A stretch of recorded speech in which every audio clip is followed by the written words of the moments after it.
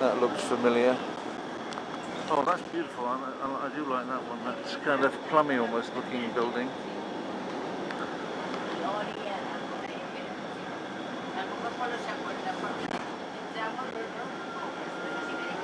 That's nice too.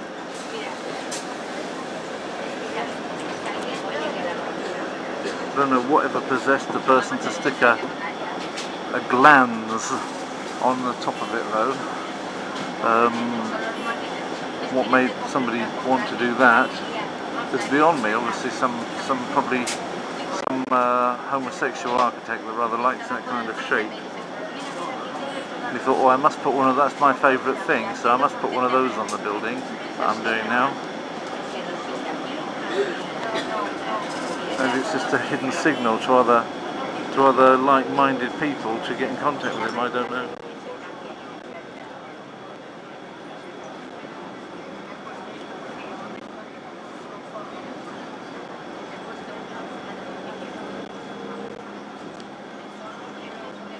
I imagine that if somebody had done the equivalent with the female pudenda, everybody would be up in arms about it.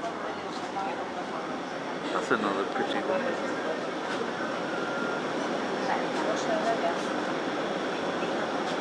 Presumably there's another service of 33s and 34s going the reverse direction.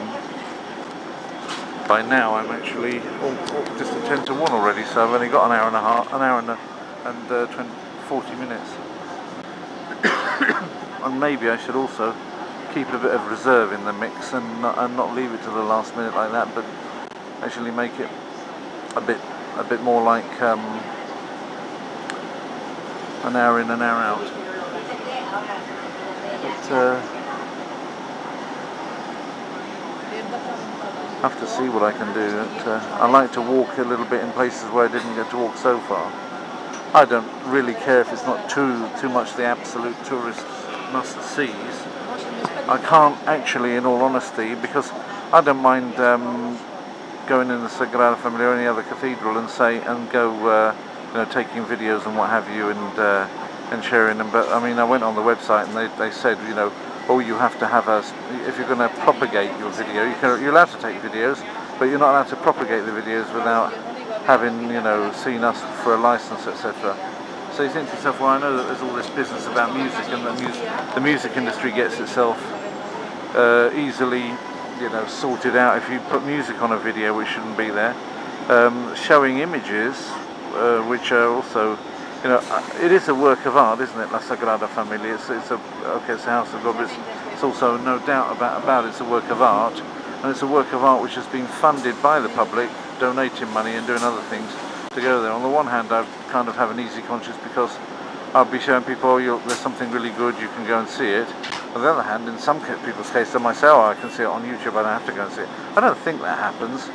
I think that people watch it on YouTube to see it if they can't go and see it anyway, or if they can go and see it, then having watched a video of it won't stop them going to see it. I don't imagine if it was so that seeing a YouTube video would make somebody say, oh, if it's only that, I won't bother going to see it. Well, then you'd almost say, well, it's okay, well then it deserves to have had that video done about it. Of course, video can be misleading. I try and make mine as accurate as possible. But everything's subjective at the end of the day. What somebody else would do with their camera, even the same camera, would be different.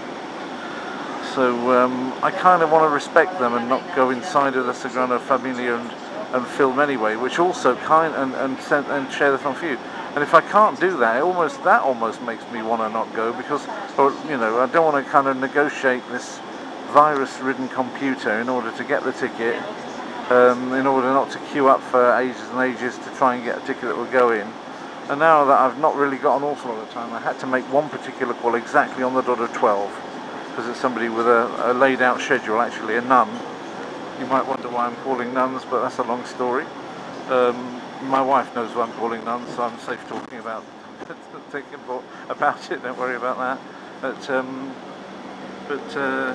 basically, there's a sister of a certain order who has a day set out at a certain time, and she can't be called during prayers and things, but 12 o'clock she could take the call, and she was expecting a call. So basically, yeah, We're still on the diagonal, aren't we? Must be, because that's what it said on the... I think that's an interesting looking tower up there too. Now we're on the bit that I didn't get to see before. Not far from the Rambla. I didn't get to go on the Rambla this time, and I didn't get to go see the Sagrada from the outside, Familia. So like I'm trying to work up to is that I'm only going to see it from the outside. I'm not going to attempt to go inside, which is also what happened last time I went there. But last time I went there was actually 11 years ago, and I did only photograph it with what was then a conventional camera, i.e. not a digital camera. It had film in it. It was probably about the last roll of film I ever did. After that I did, well, maybe not. I started digital photography in 2005, which now, because it's 2014, is nearly 9 years ago. For a while I didn't have anything, or I had rolls of film in that I didn't even bother developing. I just got so fed up with it. And I started video in 2006, really, I think. So,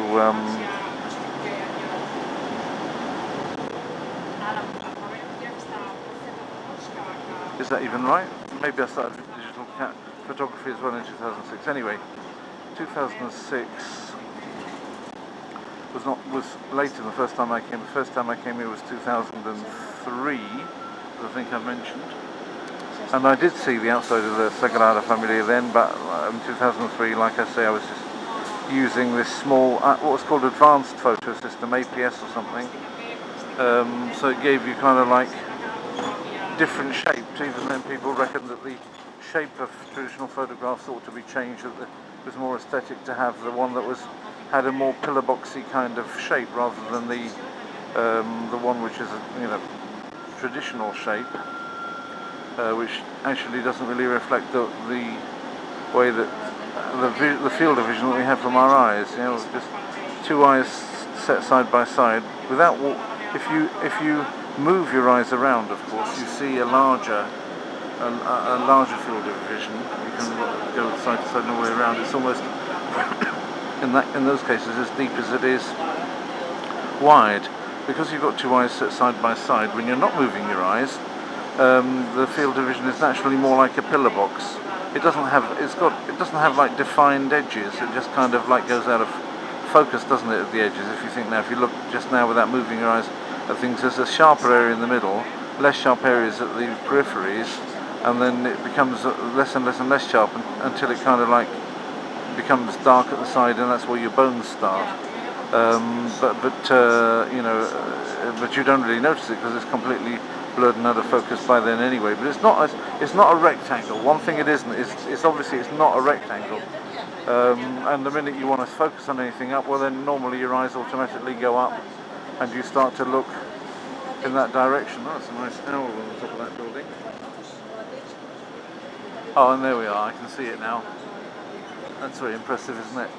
So I suppose the time to get out, now I know exactly where I'm going because it's up there, so the time to get out will be probably at the next bus stop, which is what this is, so I'll get out.